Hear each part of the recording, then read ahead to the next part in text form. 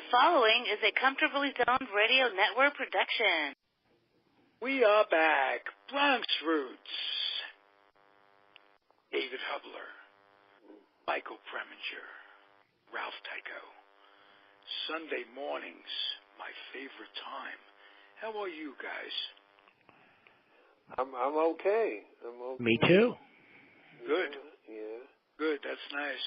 I'm David sorry and we're I not had a very nice, I thought it was anyway, a very, very nice show this morning on the George K. Show. Was that something else? Was that incredible? Very interesting. Very interesting. It's always nice to talk to former Major League ball players. Absolutely. And this guy had a story about Eric Davis. You remember Eric Davis? Oh, yes, Cincinnati, right? Right. That wasn't the guy, though. But he did play for Cincinnati. Yes, Cincinnati, but this guy was a different Eric Davis.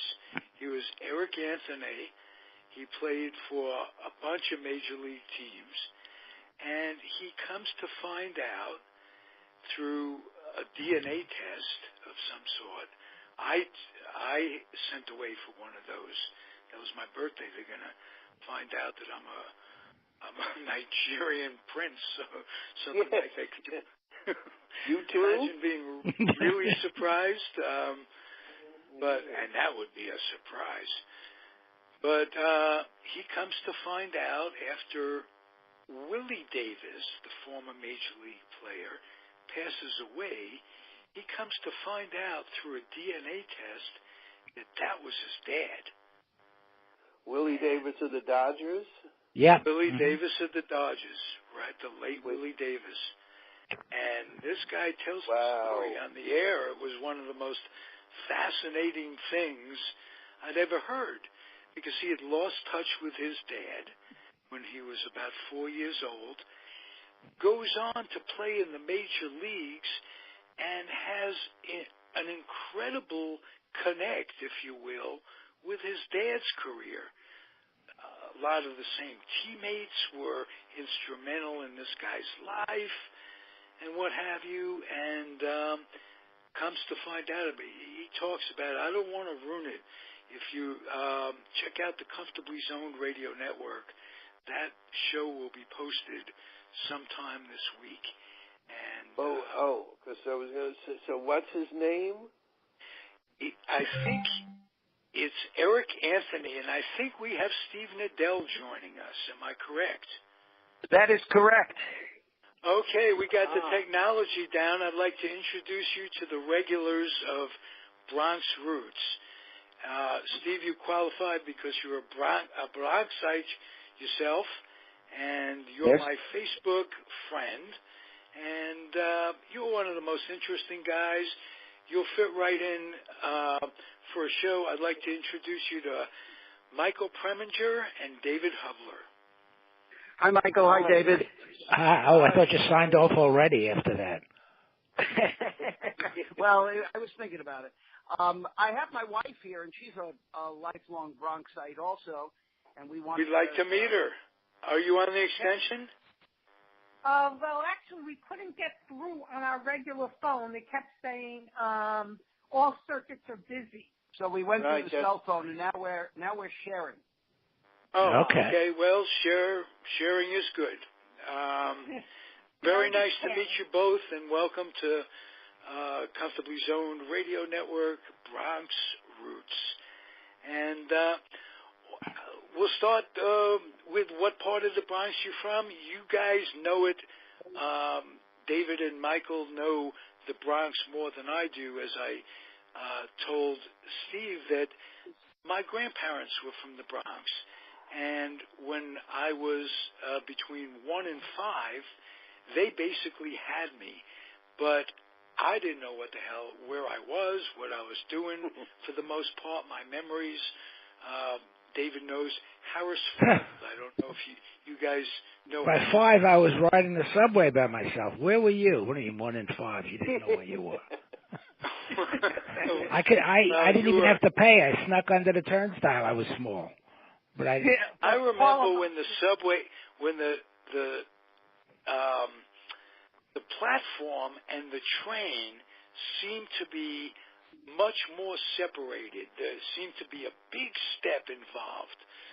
I guess it was because I was 5, and a big step at 5. Yeah, right. It's probably the same step, but at 5 it seemed like it was a gigantic leap.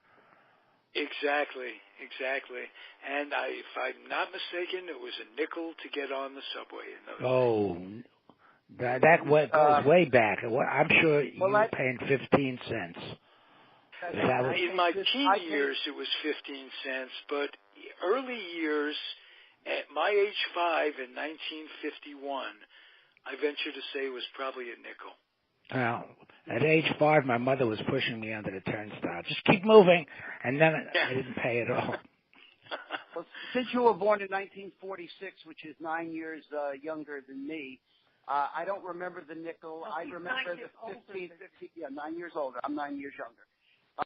I guess you remember the nickel. I started at the 15 cent. My mother was pushing me under the turnstile till I was like 13, and that wasn't working very well at that point. Until you were 13. Whoa. Yeah, she was trying to get away with it for a long time, and somewhere. And you were very short, right? You were very short. I was, yes.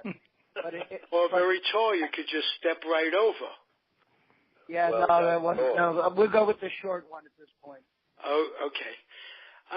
What station did you get on, so we'll know pretty much where you came from? Okay, I got on at the White Plains Road Pelham Parkway station on the number 2. And growing up, well, I'm originally from the South Bronx, but then we moved to the West Bronx, so my station was the 170th Street station on the D train. Oh, okay. Wow. Okay. Yeah, just right up near the beginning, because 208 was the end of the line. Yeah, 205. I think wasn't it Bedford Park? No, that was on the IRT line. That was the. No, actually, there is a Bedford Park station on the D train, but it goes one more stop to 205th, and yeah, that's exactly. the end. Yeah, that's the end. Yeah. Right. My grandparents were at Bedford Park Station, as I mentioned, Valentine Avenue. Oh, okay. We know where that is. Absolutely. So where in the West Bronx did you grow up? After you moved? Well, after the South Bronx, we went to the West Bronx. I lived on 170th Street and the Concourse. Oh, okay. Then we moved to Pelham Parkway in 1972, and currently Steve and I are living in the Pelham Bay section. Oh, so you're still in the Bronx. That's good. That's nice to speak to people who are still there and who speak English. There's some of us still left. That's nice. So it's still nice there, huh? Obviously. It's okay. Has it changed much over the years since you were young? It's starting to change. We moved to Pelham Bay in 1992. And since then, it has slowly gotten different, and but not as mixed as most of the other neighborhoods in the Bronx. Okay. When you a lot of the neighborhoods in New York itself, they call it gentrification. Have you experienced that? A little bit, but not, like I said, not as much. We go to visit Pelham Parkway, our old neighborhood, which is only 3 miles away, and because we still have doctors there and other stores that we like to visit, and we see more of the gentrification in Pelham Parkway than in Pelham Bay. Okay. Now, are you close to a subway line over there? I don't recall. Yes. We are in the next to last stop on the number 6 train, which is I don't know numbers. Northeast, as far on the northeast side of the Bronx as you can get without falling into Westchester. Oh, okay, yeah, because we're on the Jerome Avenue line, down the center. Number 4. I don't know numbers. I know Woodlawn, Jerome, and they've changed it all. Yeah, it's all numbers. All changed. We'll throw the numbers out. Yeah, you give us the subway line. We'll give you the number of the letter. Well, I just said Woodlawn, Jerome. Now? Number 4? Yeah, 3? Number 4. 4 is Jerome. Yeah, the number 3. And the D train? The D train, the number 3, by the way, does not go into the Bronx. Oh. Okay. Yeah. What is the number of the D train that goes to Bedford Avenue? That's just Bedford Park. Yeah. Right. There's the IRT, which are numbers, then the IND, which are letters, and the BM letters. does not go into the Bronx at all. Oh. Yeah, and the IND is all underground. I mean, there's no above ground stations in the Bronx, only on the IRT. Right. That's correct. And those letters don't mean anything anymore because it's all part of the one transit system. When they were individual companies, it meant something. Well, it does mean something if you're giving directions to somebody to get on the correct train. You give them a number. You just say, get on 3, and then transfer to number 8, and, Right, except there's no number 8. So it goes up to 7. Then I'm not taking it. Yeah, well, yeah. Even business class, there's no number 8. You got to sell. That's the idea. If you go on the number 8, you're on your own because I have no idea. So the number 8 used to be the 3rd Avenue L. Could be. But didn't they weren't they building another 3rd Avenue L? I thought they were adding another line somewhere on the east side. They may have done not in the Bronx. No. They extended the 2nd Avenue subway did finally open. That's it. 2nd Avenue. I have no idea what the letter or the numbers are. I'm sure one of you listeners will write in and let you know what number it is. But sorry, we don't know what it is. Okay. Sue, the 3 of us have moved, and I'll ask you both, Sue and Steve. You've stayed in the Bronx all your life. Have you ever been tempted? Is there anything that ever came up where you said, well, maybe I'll move to Podunk or wherever? Okay. Well, let me mention this. First of all, Sue has been in the Bronx all her life. I, for about 1.5 years to 2 years, was not living in the Bronx. Back in the late 1970s after college, I moved to small towns in Connecticut, Georgia, and Kentucky for I was trying to start a radio career. Oh. So we're trying to end radio careers.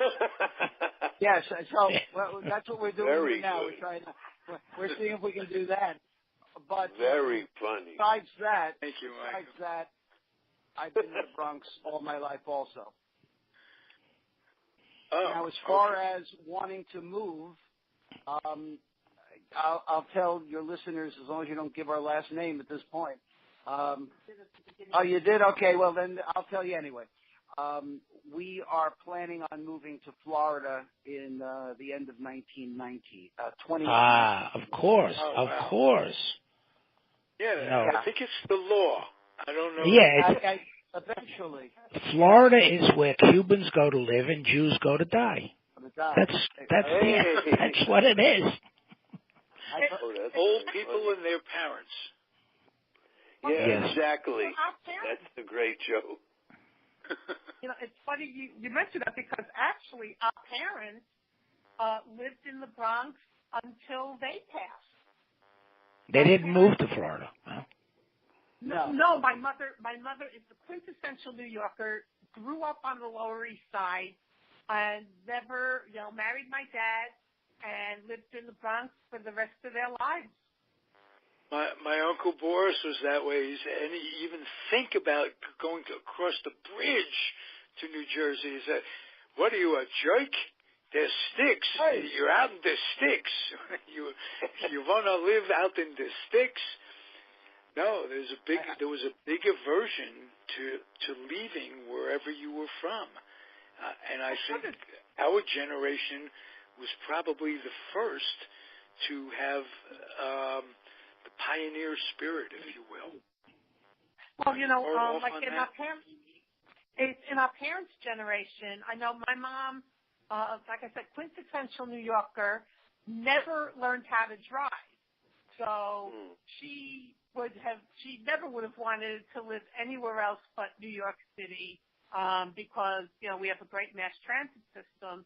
So she never had any inclination to move somewhere where she would have to be car dependent.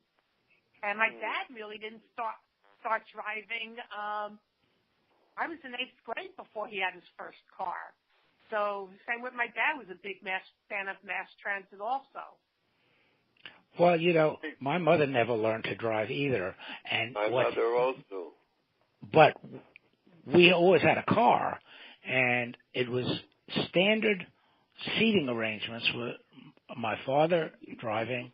I would ride shotgun, and my mother and sister were in the back seats. That was forever.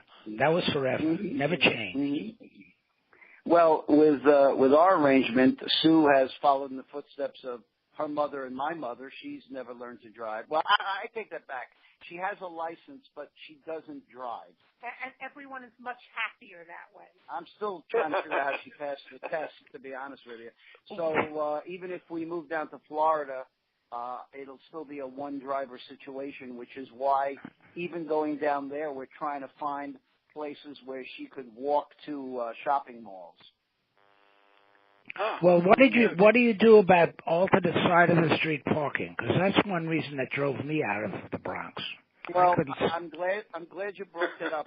In Pelham Parkway, we had the alternate side of the street. Right of course. in Pelham Bay, we have mostly private houses. We have the one or two, I think it's the one on the block that is a multiple dwelling. And so we do not have alternate side of the street.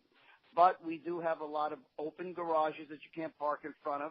We have a church that's a block away. We have a school that's a block away on the other side. So even though there's no alternate side of the street, parking is hell here. If they had alternate side, I have to sell the car because that would push it over the top. But even without alternate side, parking is almost impossible here. Yeah. Well, at least you have the option, like you say, you have the mass transit. There are places in California. Michael, where do you live in L.A.? Do you live in a part of L.A. that you could survive if you didn't have a car? There are a few people who have survived. Yeah, there are buses. There are buses. I've never taken one, so I don't know how often they run, but there are buses, and then for older people, well, for younger too, they have a thing called Access, where it comes to where you live. It's like Uber, but it's not Uber. So you can get around, but it's tough. It's definitely tough. Oh, my son Jeff, Michael knows him. Yeah. He has some wonderful, funny stories about taking the bus. He has a car there, but he's got a garage, and but he was taking buses for medical appointments out in Beverly Hills, and the stories are hilarious. People getting on the bus, crazy people. So I guess only the people who are really nuts, rely on the bus out there. Oh, that's nice to know. Well, I mean, there are grades of nuttiness. Oh, absolutely. Yes, there are. Yes. You have to include the driver in that analysis as well. Yeah, worst of all, that's how you get the job. I love the chat. Grades of nuttiness sounds like a novel. Or a cereal, or a box of cereal. No, grapes of nuttiness. Yes. Grapes of nuttiness, yes. I heard somebody say that they thought that driving was very, very easy. But it's when you have other drivers on the road where it gets tough. Right. Absolutely. Always them. Yeah. Good point. The best thing is the last one to know it is the person himself. You're that other driver. To other people, yes. To other people, of course. Yes. The best time to drive in Los Angeles is like 5 in the morning on a Sunday. And so I do that very often. I'll just get in my car because there's almost no traffic. There's still some. And I don't go in. I just drive back and forth and then park. Because okay, now you're talking freeway driving. Is it Yeah, freeway driving. Yeah, and then I go home and I relax. I go, boy, that was fun. I heard there's an old funny joke about driving in Los Angeles, which I heard years ago, and that it's the riddle, what's the best time to drive in Los Angeles? And they say 9 o'clock on a Sunday morning, because the Catholics are in church, the Protestants are still asleep, the Latinos can't get their car started, and all the Jews are at the beach. That's right. Okay. It's even funny if you reverse the last two, and end with, and the Latinos can't get their car started. Yeah. Well, let's hope they can get their car started on Election Day coming up. Yeah. As we segue. Yes, to Ralph's favorite subject. Ralph is a one-man walking commercial for voting. For voting and changing the world, for crying out loud. Yes. We got to take it back, and we were talking earlier. Well, hell, we can't even change the Bronx. How are we going to change the world? Well, the good news is that... as Sue will tell you, who wants to change the Bronx? You know what the Bronx... So what was Sue saying, the good news? There's a lot of good coming out of the Bronx. Number one, believe it or not, all those horrible things you heard about the South Bronx in the 70s and burning down. Sure. Well, the South Bronx is actually regentrifying, and Alexander Avenue in the South Bronx has become a big antique center. Yeah. So there's that. We also, a couple of years ago, where Co-op City is, formerly where Freedomland was, they opened the first indoor mall in New York City in decades. So is it still there? Is it still there? Well, Co-op City or the shopping mall? The shopping mall. Of course. Yeah, the shopping mall. It's beautiful. I highly recommend it. Love going there. Easy to get to. Tons of parking. Parking's only $3 for the entire day. Or you can cheat and park in the mall and walk a few blocks, and you get free parking. And it's totally accessible via mass transit. So I go there quite often. There's a movie theater there as well. One of the 2 movie theaters left in the Bronx. Wow. You're kidding. That's very disappointing. 2 movie theaters in the Bronx? We had 2 on our street. We had 2 on Jerome Avenue, practically. Yeah. Almost. Well, the other one was a couple of blocks away, but I exaggerate. Well, growing up, Fordham Road had like 5 movie theaters and radius, but everything now is multiplexes. So they're multiplexes. Oh, so you mean just 2 theaters that are single theaters? No, both theaters are multiplexes. One is over by Yankee Stadium. Right. And the other one is in Co-op City. But that lets most of the Bronx by Fordham Road? Yeah. Fordham Road now has 0 movie theaters. Wow. Even Alexander's is gone. I was going to ask you, Alexander Avenue you mentioned, was that named after the department store? Somehow I doubt it. I don't know why. I don't think so. But I can't believe that only some general or... It was around long enough that it qualified. Maybe it's Alexander the Great. Who knows? I think it was. It was Alexander. Yeah, he was from the Bronx too, but it was before they called it the Bronx. Yeah, just a week ago. There must be a website where one could go on and find out what the streets are named after. Well, there's a Bronx Historical Society that used to be on Bainbridge Avenue. I'm not sure if it's still there, right near the Reservoir Oval. Yeah, they would know. It is. They would know. And Lloyd Olson is he is the Bronx historian. I believe he also teaches at a university in New Jersey. But Lloyd Olson is the official Bronx historian. Yeah, we should have him on. I was going to say. Hey, Sue, let me ask you a question. If driving weren't an issue, where would you live? If you didn't live in the Bronx and driving weren't an issue, good question. Where might you want to live? Would you ever fantasize about living anywhere else? My real fantasy would actually be to live in Manhattan because because everything is there. You know, I don't have to worry about getting home late. You know, you could just take a cab anywhere. You know, you'd be able to Uber. There's Uber. Still enough yellows. There's still enough yellows out there. We were up in New York about 3 weeks ago, and you should have come and visited. We didn't get to the Bronx, but we Ubered everywhere. We didn't have a car. We were in transit to Canada, but we just Ubered all over Manhattan, and they were there like in 5 minutes. You know, boom. Wow, that's great. Terrific. Lyft is as well. I don't know if Lyft is big back east. Yeah, they have it. They have Lyft all over too. That's amazing because it usually takes 5 minutes for the first light to change. How did you do that? Well, you got to call. You call them right away as soon as you get off the train, and you stand on a very prominent corner, and they're there. Boom. There you go. Okay, as long as he doesn't go on the Cross Bronx Expressway, then I guess he can get just about anywhere.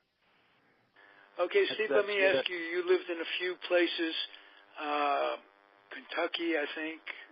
Yes. What was your favorite? Madisonville. Of the three, Madisonville was the closest to it looking like a real world. The others were really small towns, and they were really sleepy or backwards towns, and I didn't really enjoy them. Madisonville had malls and had streets. Some in Reidsville they didn't have any actual streets. So, what did you miss most about the Bronx when you were there? Sue. That's but number two must have been bagels. I'm sure you can't get a good bagel. You want to know something? That is true. When I was in Madisonville, I'm glad you brought that up because one of my friends took a trip up to Louisville, and they brought back bagels, and I said, boy, they might not be as good as the New York bagels, but they're close enough, and I miss these things so much. Bagels, I love bagels. Well, you know what? I think that the thing Steve really missed the most was not me, was indoor plumbing, because the radio station... Not just in Georgia. Okay, because the radio station in Georgia. it had the radio station didn't have indoor plumbing? No, it had an outhouse so you had to play a real, like a Light My Fire or Hey Jude when you wanted to go to the bathroom. Because you not only had to go like down the hall, you had to go out of the building and into the outhouse. How did you? That's where they kept the antennas. How did you get lucky enough to have such a great job? Well, somewhere. When you somewhere, but somewhere in the building. Yeah, well, you know what? I had two friends who brought me down there, and I only did under duress of the camaraderie, not for the town itself, because the town itself was pathetic. Reidsville, nothing personal, Reidsville people, but your town's pathetic. Now, as far as Putnam, Connecticut, it's just very quiet. But Madisonville was really it looked like a suburb, like a nice town. It was really a pretty town in Kentucky. So I don't know if that answered your original question there, but... Well, now, all you former Bronxites, where are you living now? Well, I live just outside Washington, D.C., in Northern Virginia. Traffic there equally as bad as New York City, I hear. In many ways worse, but they're getting better. We're getting new toll roads, which are always fun to navigate, because you're spending money just getting on the highway. But yeah, I mean, we don't have any trouble getting around because we're still on the southern side of the city. You know, we're in the sleepy southern Northern Virginia suburbs, which is better than the crowded Maryland southern part of Maryland into the district. Their roads are worse because they don't really have good connections into the city. Do you have access to the metro? Because I know that's a beautiful subway system. Well, it was when it opened. Then 6 months later, it became filled with dirt. But I have access to it if I drive to it. Okay. And then, but there are places that it doesn't go to that you'd want it to go to. It was built. It's interesting in a sense. It was built actually. They started building it in the early '60s and planning it in the late '50s and early '60s. Long before the Civil Rights Bill and the Voting Rights Act Bill. And so they assiduously avoided certain areas of the city to start with. Like, for example, there was no stop in Georgetown. You can't get to Georgetown on the metro. Wow. It's interesting. I know I was on it 15 years ago, and I thought it ran so beautifully. Yeah, no, the cars are still in service, so that can tell you something. Good start. You know, that just goes to show you how underlying prejudice is, where that's something I never would have thought of. They can totally keep people in, quote, in their place. Yeah, sure. Yeah. Very sad. But you know what was funny about I was there at the inception of this. I was there. The first line was the orange line, the first line they opened. But what used to give me such a big kick was taking the subway. It was not like New York. People literally lined up in the spots where the doors would open, and they waited. They waited till everybody got out, and then they went in. And I'm thinking, this is not a subway. You know, this is like a cotillion. This is like going to a finishing school. You get on it, the doors open, get in the car. You know, that's how you do it in New York. You get in quickly.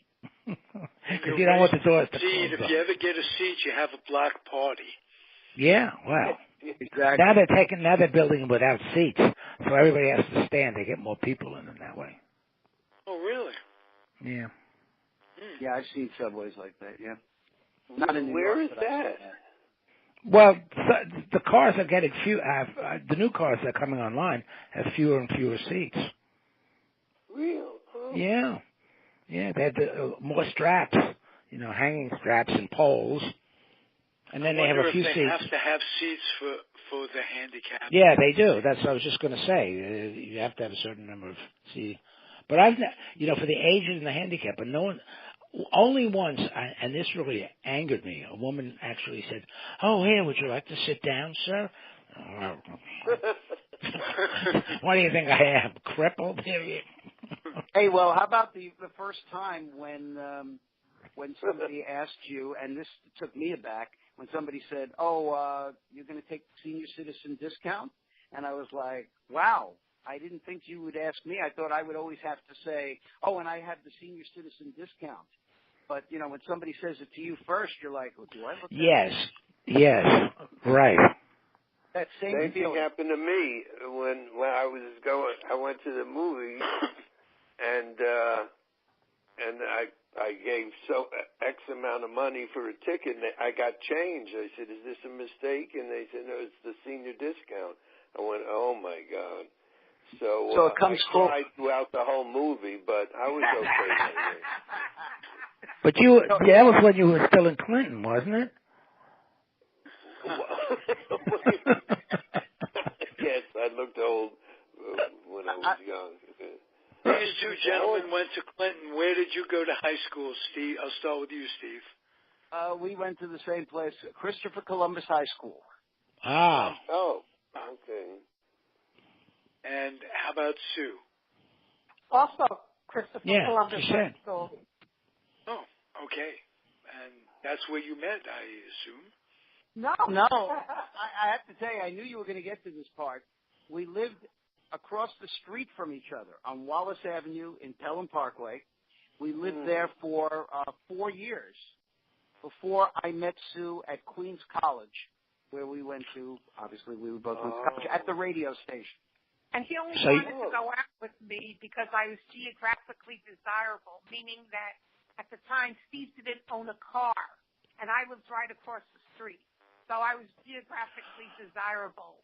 If he would have had to take any form of mass transit, we wouldn't be together. So it was basically when you get older, when you get our age, geographically desirable she better be in the next room. Well, I tell you, I understand exactly what Steve was going through. We had at Clinton, we had this annual show and called Clinton Night, and my very first date was with a girl I had met up in the Catskills in the summer, of course, and she lived at the very end of the IRT train in Brooklyn. Okay, so and I lived at the other end, the very northern end of the Bronx on the same line, and so to go to this Clinton Night thing, I had to get on the train, go all the way down to the end of Brooklyn, pick her up, take them all the way back up to the Bronx, and do the same thing again. All the way. And then take her home. Oh, my God. Yeah, it was true. It's a true story. You should have had the dates in Manhattan, so this way at least it wouldn't be that tight. Halfway, meet halfway, yeah. Oh, you were better than I was dating a girl in Brooklyn, and what I remember most is coming home at night. It would be, 1 o'clock in the morning, and it would be me and the conductor, a couple of hookers, and a bagel salesman. That would be it on the train. Well, that's how it was when I was coming back. I'm sure. Whoa, that's so yeah. Oh, you could have had a second date. I could have spent the week on there if I'd fallen asleep. Did you ever date her again? No. But she was a nice. Yeah. Oh, well, I only went to one Clinton night, so. Steve has a joke about Brooklyn that he says that whenever he goes to Brooklyn, he needs a passport because it's so far away. Oh, yeah. Well, that's what they say in Maryland about they say driving into Virginia is like going to Europe. They don't understand. It's the same kind of, and of course we say that the Maryland drivers are just awful, and I'm sure they say the same thing. It's very localized around here, too. It's interesting that in California, the LA drivers are crazy if you live in Northern California, and Northern California drivers are crazy if you live in Southern California. So, it's interesting you're talking about driving because Steve and I always say about this neighborhood, and the drivers here are crazy. They are, like we said, we've lived in the Bronx our whole lives. I have never seen drivers as crazy as the ones here. So we have a saying here: "Welcome to Pelham Bay. Traffic laws optional." Because stop signs. That's very good. You're talking to two folks that taught traffic school, myself and Michael. We actually, in California, taught traffic school, not driving school, right? Am I right, Michael? Traffic school itself. So we can tell you not how to drive, but we can tell you what not to do behind the wheel. Well, they do all that. Everything you taught what not to do, they do in Pelham Bay. Stop signs are only a suggestion. Oh, that's funny. That's a great line. That's true. Yeah, it's true. That's very funny. Is Pelham Bay? Do they have literally a reputation for not driving well throughout the Bronx? I have never heard that, except if you come up here, you can't leave without, if you're a pedestrian, you can't come up here without saying, these drivers are crazy. Well, maybe they expect you to stop for them if they're in the crosswalk. Are there crosswalks in... Oh, without question. In fact, sometimes I have to kind of tiptoe out just to make sure the guy is going to stop. And then when I finally realize that he's going to stop, then I go. I don't really want to commit myself because who knows what bodily harm can happen. Yeah. Who indeed? Point. Who indeed? The shadow do. I'm thinking. Well, you're not far from Orchard Beach, then, are you? No, we're not. Do you ever go there? Not so much anymore. We're not really big beach people, so we don't go to the beach anyway. But when I was if we did, I don't think I would go to Orchard. When I was a kid, my sister and I used to go there a lot. And that's where Shorehaven was, over that way. No, Shorehaven was at Soundview in the lower portion of the Bronx. Oh, but it was on the east side of the Bronx. I went down. I was there for 3 years when my parents were members. I was kind of forced to go, and it was just it was good for the older people. For the younger kids, not so much. But Shorehaven was very far away from Orchard Beach, the opposite side of the Bronx. Yeah, my parents at least one summer we were at Orchard Beach. I never knew where it was. I just went along but it was you would think, you would think the old people would gravitate toward old Orchard Beach rather than Orchard Beach, but I guess they don't. And Michael, old Orchard Beach is in 37. You would have just not gone along. You would have. No, I never went to Orchard Beach. I mean, I went to Orchard Beach, and I never went to Shorehaven. So that's why I didn't know exactly where it was. I knew you had to take a bus to get there, but I didn't know where it was.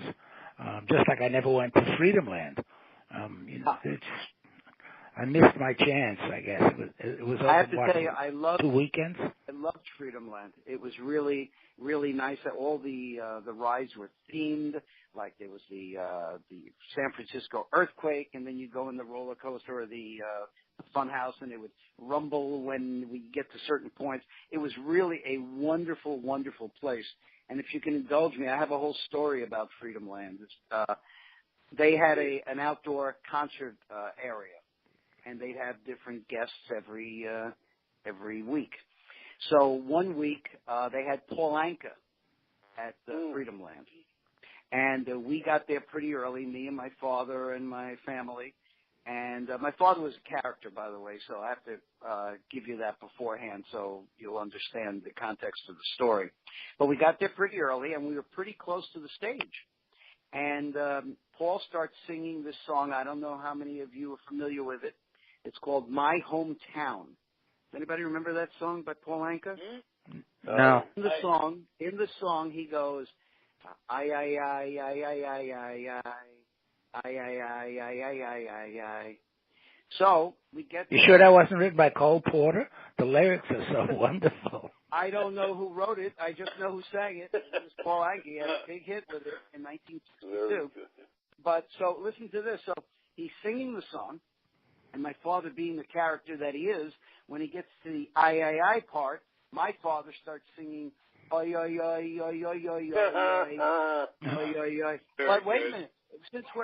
We're so close to the stage that Paul Anka actually hears my father singing it. He stops singing. He points to my father and he says, "Hey, mister, this is not a Jewish song." Then he continues to sing the song.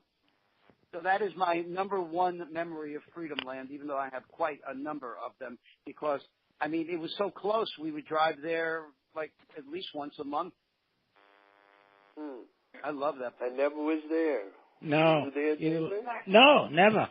No, I knew it was there, and I think it didn't last very long, if I recall.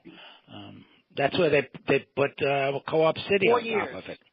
Yes, 4 years it was around. Yeah. That was it.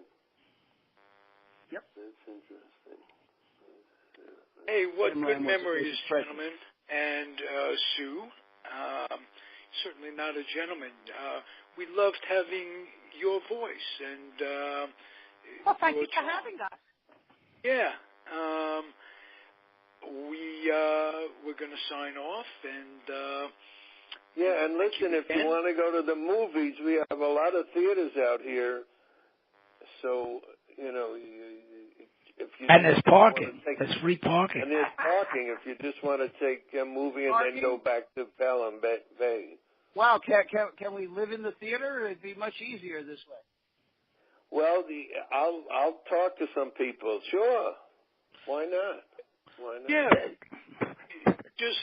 Michael has more connections in the theater. Michael, you told a story early on before we closed. You told a great story. Your distant relative or second cousin, as it were, was Otto Preminger. And what happened when you guys met up later on in life, when you were getting into showbiz? You want me to Well, it's a great story. It's a wonderful story. If I have the right story, when I was getting out of college and I wanted to meet him. My father had no interest in meeting him, so I called, and finally I got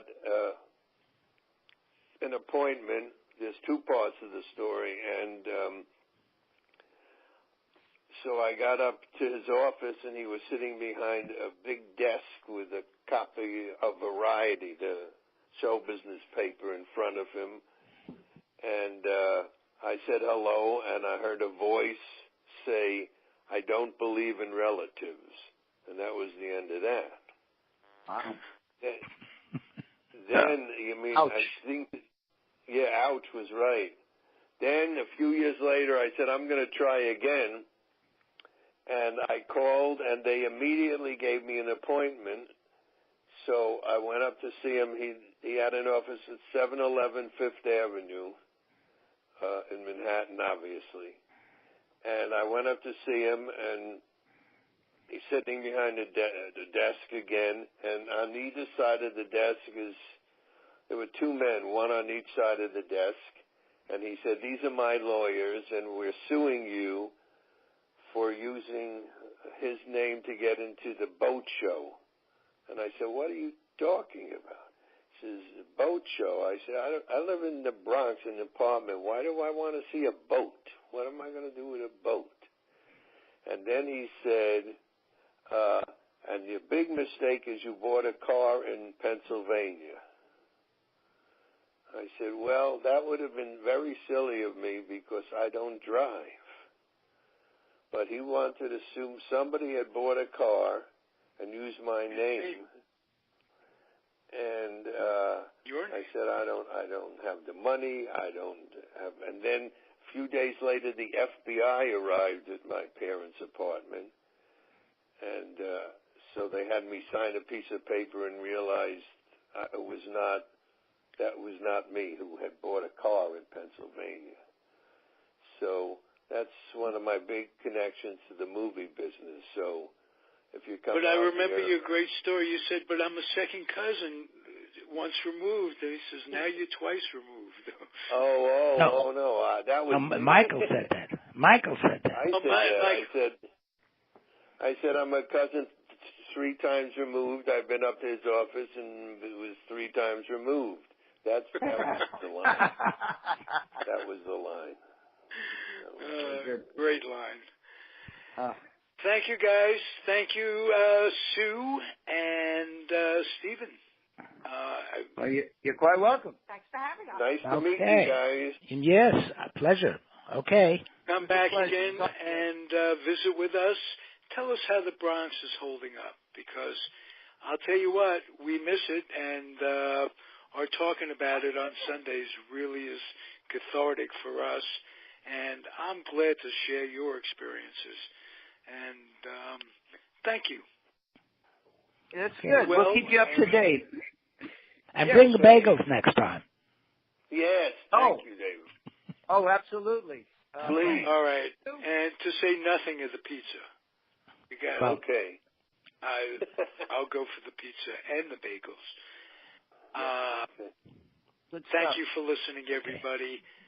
Ralph Tycho here, Comfortably Zoned Radio Network. The stars are Mr. Preminger, Mr. Nadel. The guests are Susan and Steve. Adios. separation. Just Sue. Well, you see, we get that in at the end. I have to talk to him. Make sure he doesn't do that. The proceeding was a Comfortably Zoned Radio Network production. Thank you for listening.